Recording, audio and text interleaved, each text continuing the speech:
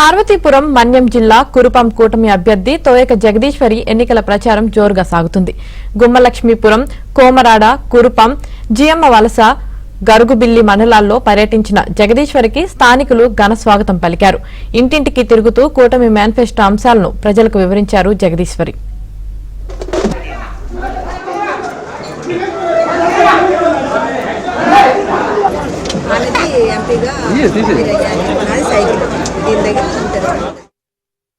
Telugu Desam party గెలిచిన మరుక్షణం ప్రతి ఇంటింటికి నీరందిస్తాం. ఎక్కడైతే రోడ్లు లేవో రోడ్లు కూడా వేస్తాం.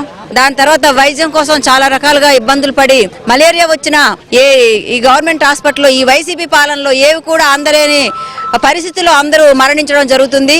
అవేవి లేకుండా అన్ని విధాలుగా హాస్పిటల్లో వైద్యం కూడా చక్కగా అందే విధంగా చర్యలు తీసుకుంటాం. కొబ్బరికాయల మంత్రిగా మాత్రం మిగిలారు. ఈ లాస్ట్ టైంలో కొబ్బరికాయలు కొట్టారు. అవి అవ్వని తెలుసు కానీ కొట్టి ఎక్కడక్కడ కొబ్బరికాయలు కొట్టి ఆఫ్ చేయడం జరిగింది. అంటే ప్రజలకు మభ్య పెట్టారు. ప్రజలైతే నమ్మే పరిస్థితిలో లేరు.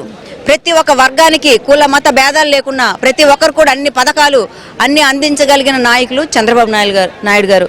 కాబట్టి ఇప్పుడు మళ్ళీ తెలుగుదేశం పార్టీ వచ్చిన మరుక్షణం ప్రతి ఒక్క కులానికి మతానికి ప్రతి ఒక్కదానికి కూడా అందరినీ సమానంగా చూస్తారని నేను పూర్తిగా